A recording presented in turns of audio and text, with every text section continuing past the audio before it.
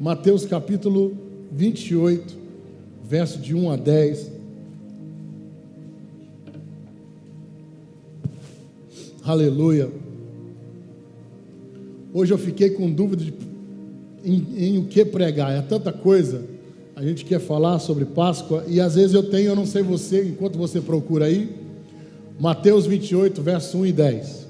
Eu vou ler na nova tradução na linguagem de hoje. Cultos assim para mim é difícil, porque você não pode fugir do assunto, né?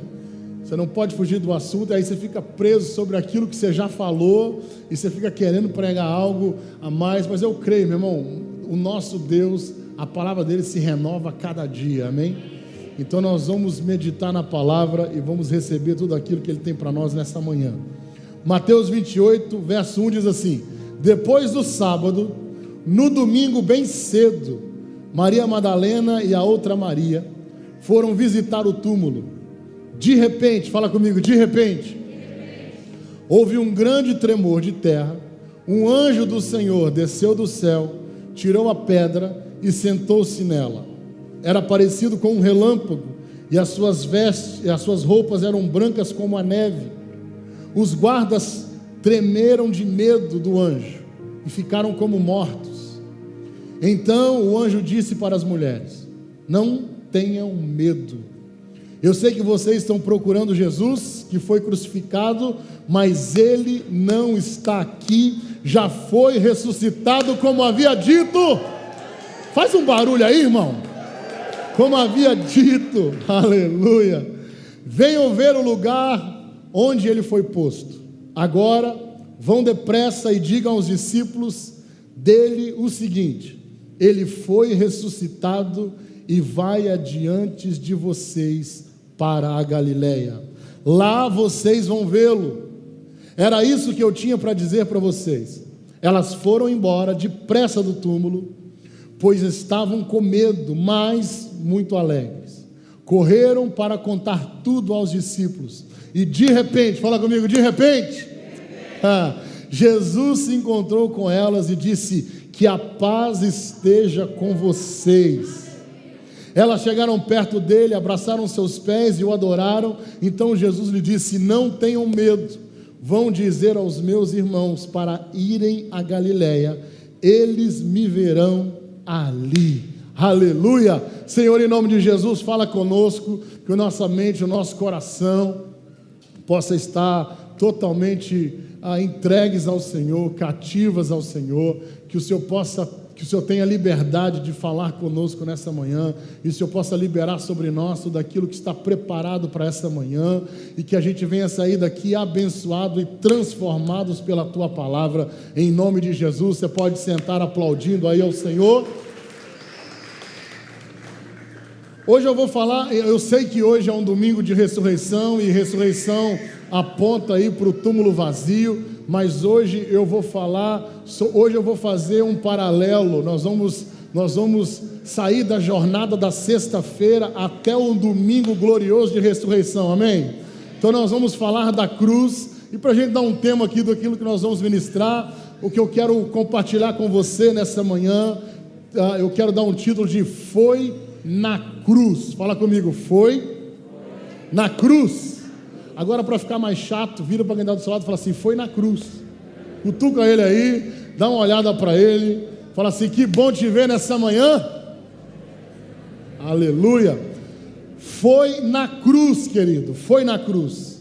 É impossível a gente falar de um domingo como esse, do domingo da ressurreição, sem olhar para a cruz. Eu sei, eu não sei se você é igual, como eu sei que a gente é levado, a gente é atraído com mais facilidade para o domingo da ressurreição, amém?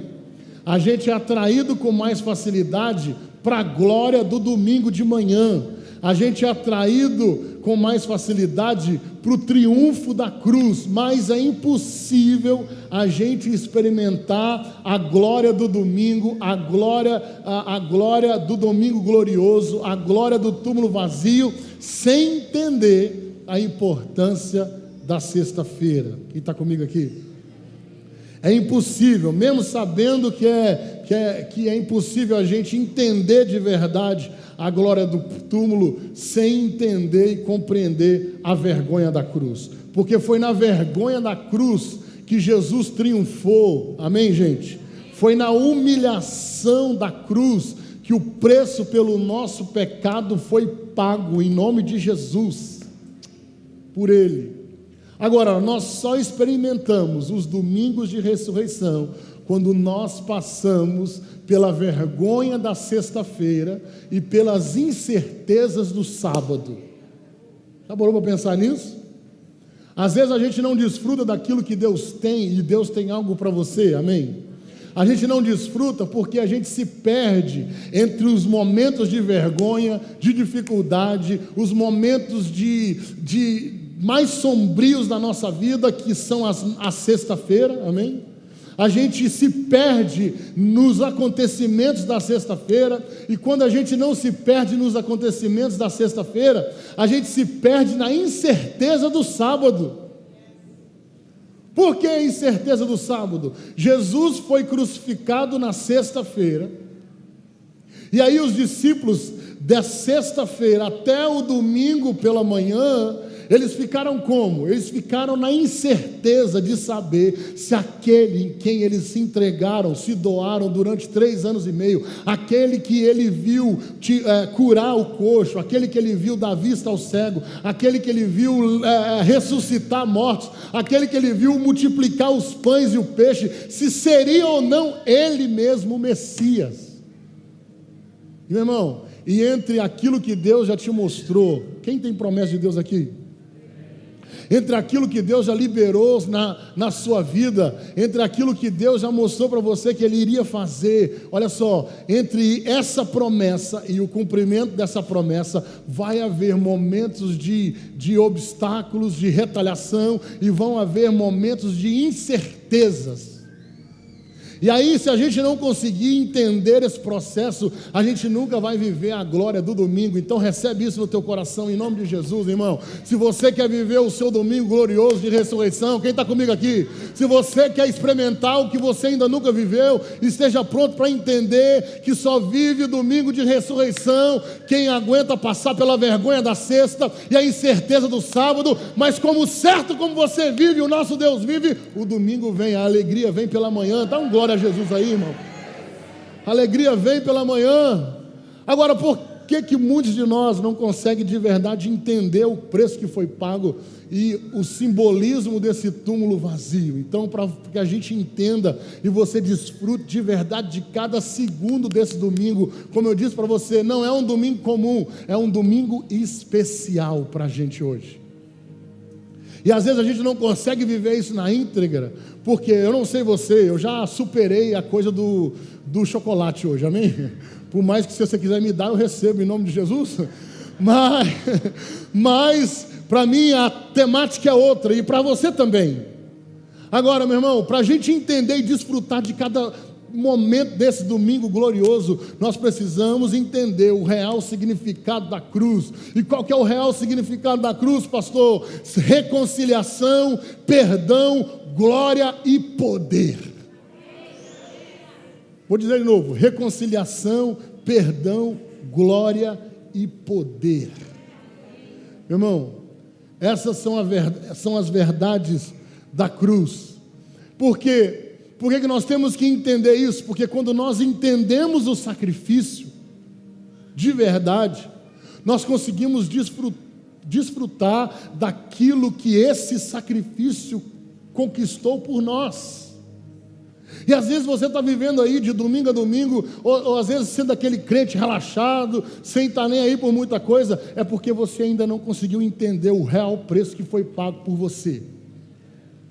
Qual o preço verdadeiro que foi pago para você sentar nessa cadeira todas as vezes, para você entrar por aquelas portas servindo, para você servir, para você... Quem está comigo aqui, gente?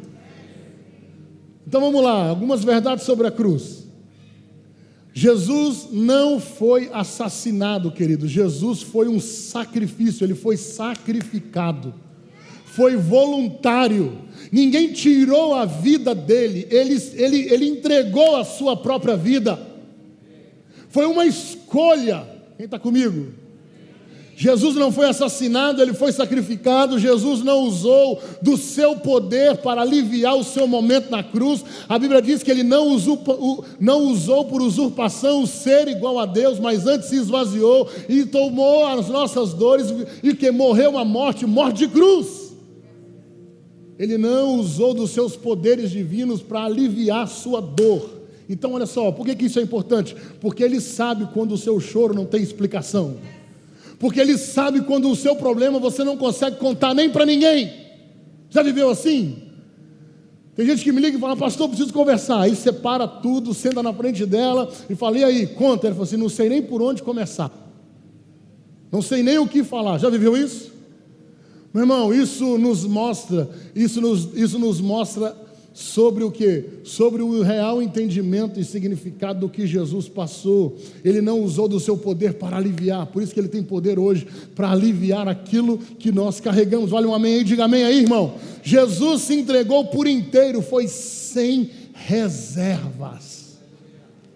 Não ficou uma gota de sangue no corpo, não ficou um resquício de força sobre ele, ele se esvaziou de verdade. E ele se entregou no meu lugar e no seu lugar. Era para você e eu estar ali, irmão.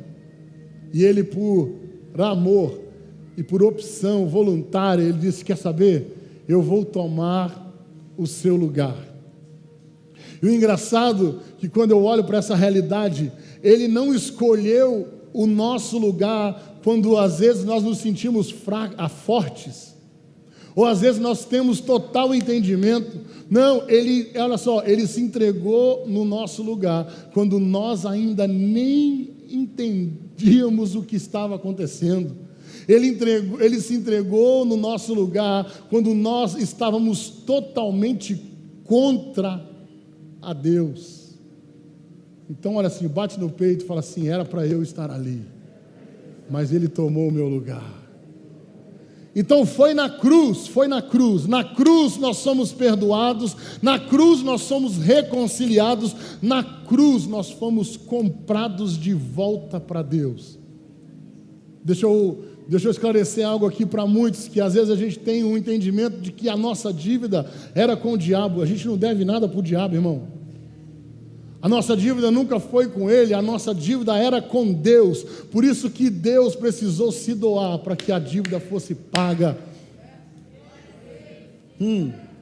Mas bate no peito de novo e fala assim: eu fui comprado pelo alto preço.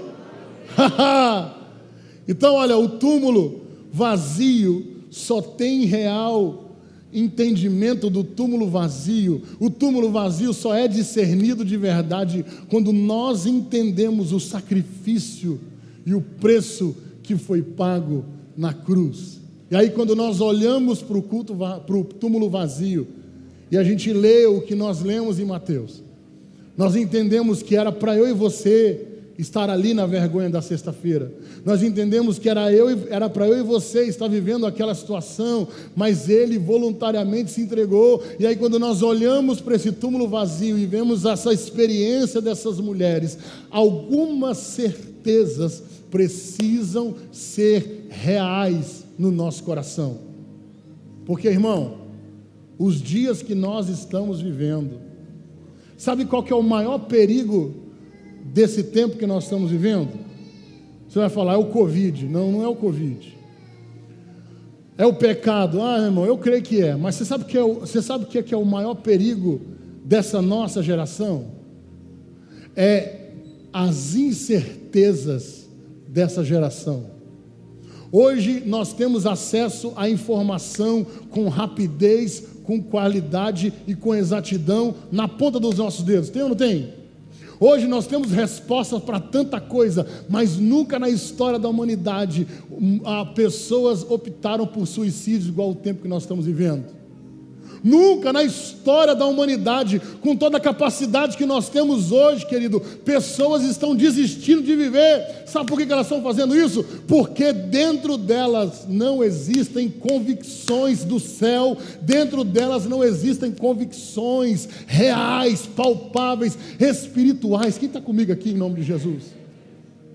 E quando nós olhamos para o túmulo vazio, essas certezas começam a ganhar lugar no nosso coração. E que certeza é essa, pastor?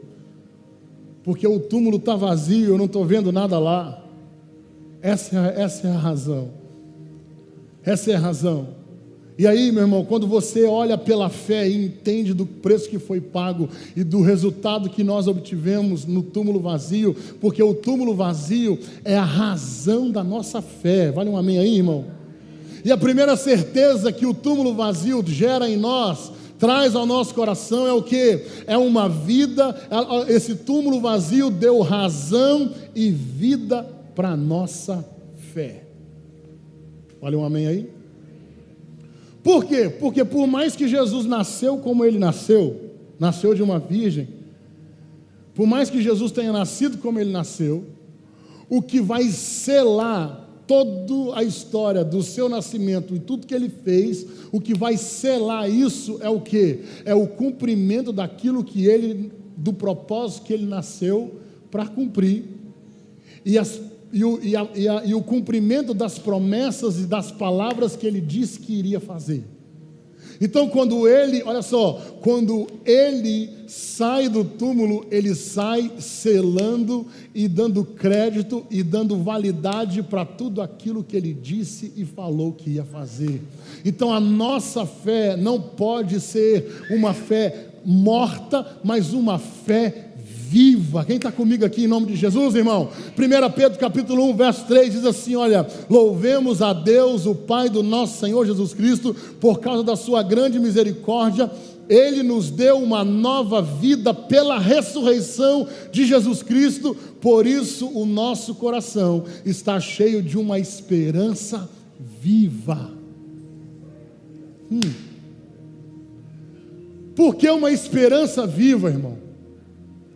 Porque tem muita gente que já colocou esperança em tanta coisa e já não tem mais esperança herói. Mas quando você olha para o túmulo vazio, e nessa manhã nós estamos fazendo isso aqui, amém?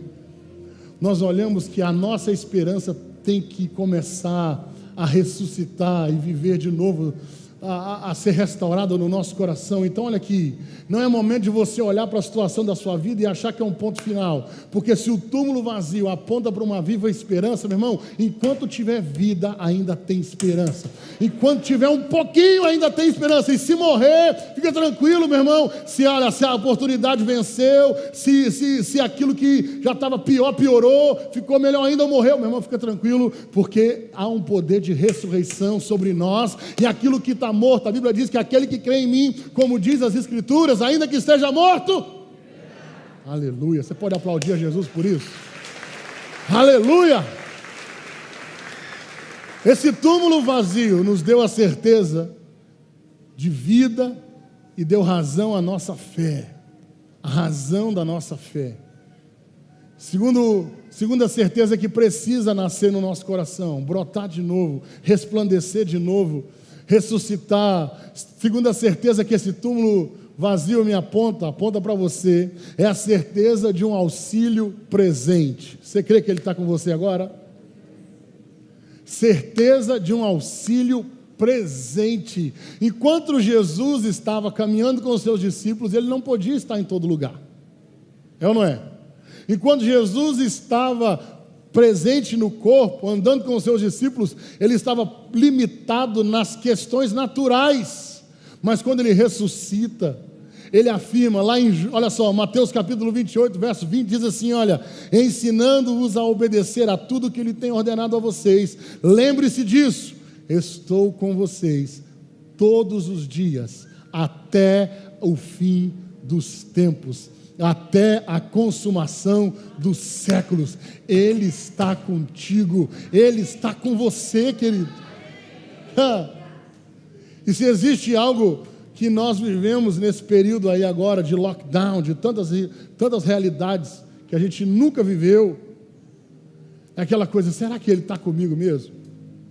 E aí a gente vê as coisas acontecendo, gente perdendo trabalho, gente perdendo parentes queridos, gente entrando em situações que nunca imaginou que iria viver, e aí o diabo vem devagarinho soprar no seu ouvido e dizer assim: ei, você está sozinho, querido.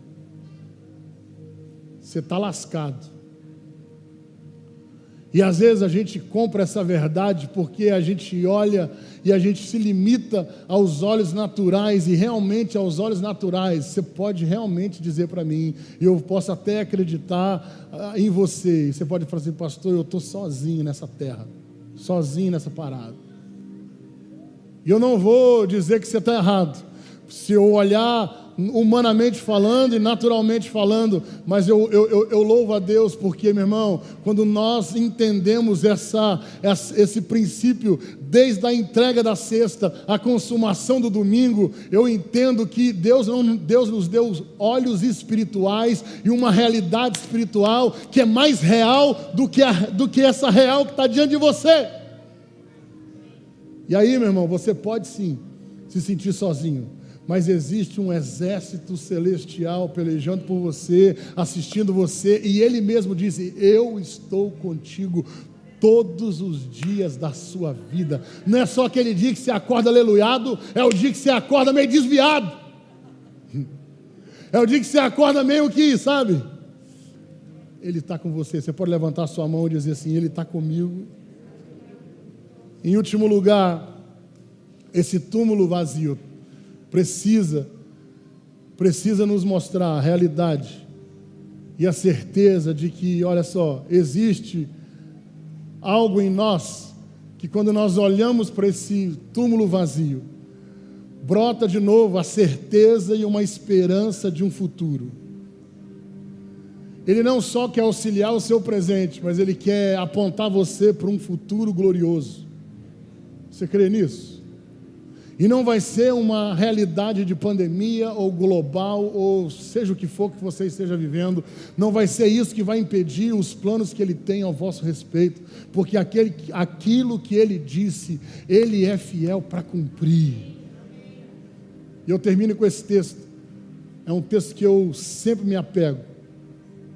Jeremias 29, verso 11 diz assim: olha, porque eu, o Senhor,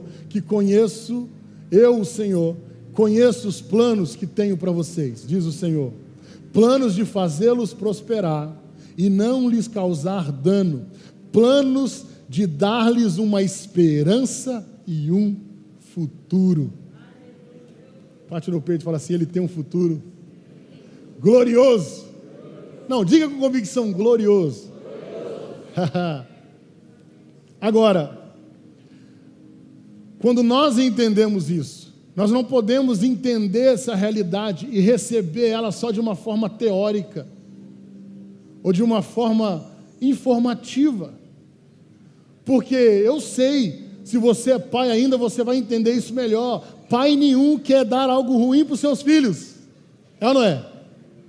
Agora, nós precisamos entender essa verdade no Espírito, para quando as coisas começarem a romper, as coisas começarem a sucumbir ao nosso redor, para quando as coisas começarem a dar errado, nós entendemos: ei, fica tranquilo, aquieta minha alma, porque os planos que Ele tem a meu respeito são planos bons, para me fazer prosperar, e eu decido, fala comigo, eu decido acreditar nisso.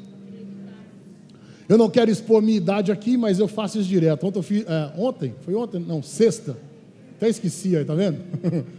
Sexta-feira eu fiz 4.1, obrigado aí pelos... Aleluia! Aleluia! Aleluia, aleluia! Então, olha aqui. Quando eu leio esse texto, eu lembro de um programa no Brasil que passou alguns tempos atrás, algumas primaveras atrás. Quem lembra? Me ajuda aí, não deixa eu sozinho não. Mas você lembra de um programa que tinha no Brasil que chamava Você Decide? Quem lembra? Aí, ó, tudo acima de 35. Tudo acima de 35. Era legal ou não era? Porque parava todo mundo, e aí a gente tinha opção de quê? De opinar na história. E aí aparecia na tela: se você quer que a mocinha termina com o bonzinho da história, liga para 0800, agora se você quer que ela termina com o cara malvado, liga para 1800, sei o quê. Aí, né, eu lembro que a gente corria por orelhão.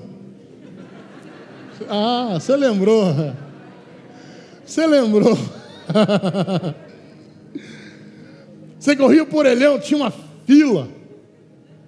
E aí para você, tipo assim, para você dizer para todo mundo dos seus parentes que estavam assistindo que você optou que você fez a escolha certa, você ligava para os 2 números. Para falar, não, eu escolhi esse, não, eu escolhi esse.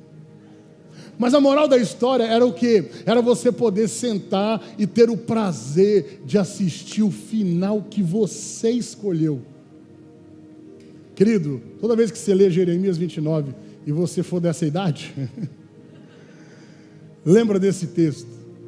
Porque Jesus, o que Deus está dizendo aqui é o seguinte: ei, eu sei o plano que eu tenho para você. São planos bons e não os maus. São planos para te dar uma esperança e o futuro. Qual que você escolhe? E eu conecto essa realidade com a realidade da cruz e a consumação do túmulo vazio.